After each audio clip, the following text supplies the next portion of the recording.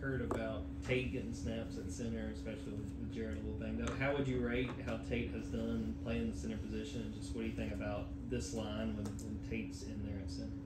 Well, center's one of those tricky positions to where it takes a lot of chemistry and everything for everybody to kind of mesh. So, I mean, Tate's doing a good job in there. Nothing's Tate Rallich, so still going to be a hell of a ball player in there, and just getting the chemistry and everything down. Like I said earlier, because center's one of those positions where you got to have chemistry mesh. First, real quick, obviously had to get treatment. I know camp is rough anyway. If you could update us on your health or anything about that. No much, just that time of the year, staying ready, so you don't got to get ready. Right. Have you had a chance to think much about, allowed yourself to think at all about the first game of the year? You guys opened with Clemson as a big time opener, and have you been able to think about that game and get ready in any way in terms of game prep? Yeah, I don't like to look too far ahead. We're still trying to take it practice by practice. Getting ready for the scrimmage on Saturday. We had one scrimmage last week. I feel like we're trying to come together a little bit more as a unit. So really just taking it day by day, trying to grow and attack it what you can. Yeah, what have you seen out of Dylan Fairchild in this fall camp, and how do you feel he's grown and progressed as a player? Pickle's a strong man on campus. That's kind of his motto, and really aggressive in the run game and active, good technician and everything. So it's a good thing to have people like Dylan Fairchild on the line. That's why you come here to Georgia to play with and compete with good people at your position. So it's definitely a reason why you come here for having people like Dylan on the line. Ernest, some of the revamped running back room is here with Trevor and Chauncey and Nate and everybody. What have you noticed about that group so far in camp? Ultra talented. The whole room's really talented. Guys look pretty special. A lot of explosive plays and just doing stuff that's kind of electric. Dynamic as far as just making people miss in space and all types of stuff like that. So we got a pretty electric room and really excited to pave the way for those guys this year.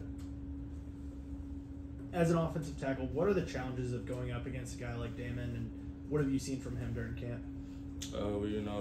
Damon is one of the, he's a twitchy guy, so twitchy, highly recruited for a reason, for sure. So it's like I said earlier, it's why you come here, iron sharpens iron mentality, and go against guys like that all day in the whole outside linebacker room, the whole D-line room, really.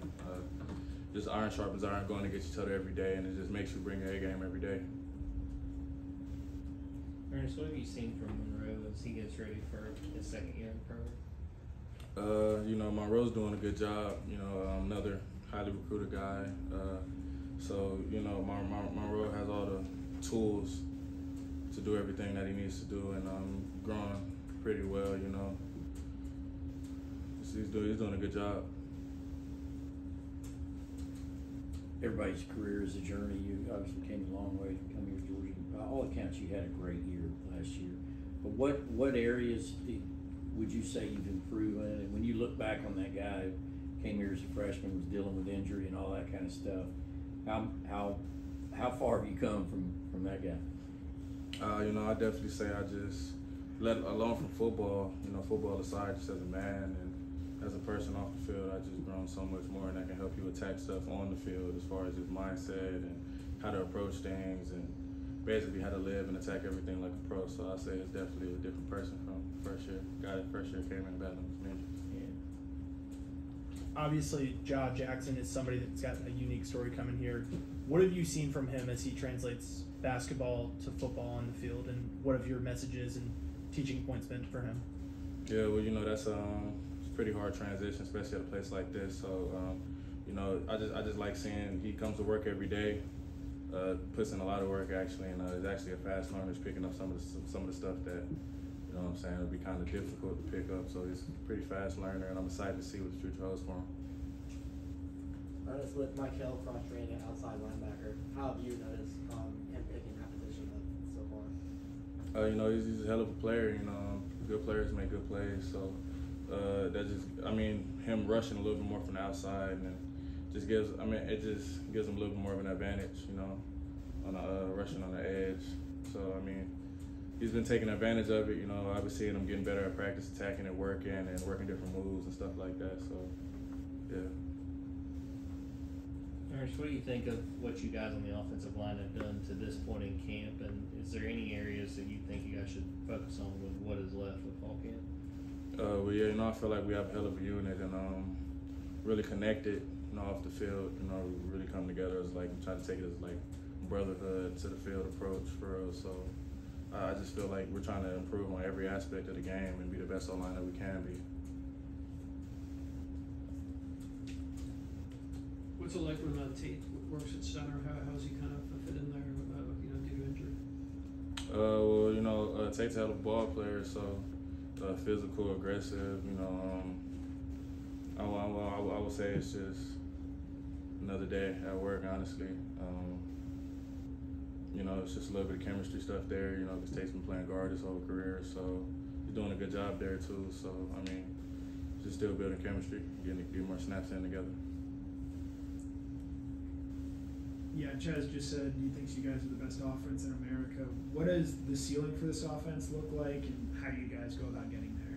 Yeah, well, the sky's the limit, let alone not the running back room, but the receiver room too, and the tight end room, the running back room, like I mentioned earlier. We have a lot of dynamic guys and explosive guys that can make a lot of stuff happen. So it's just a matter of us up front making sure that those guys can do that, protecting Carson, let him get the ball where he needs to get it to, run the ball wherever it needs to go. And the ceiling's really high for this offense, so we just have to make sure that we do everything we need to reach that ceiling.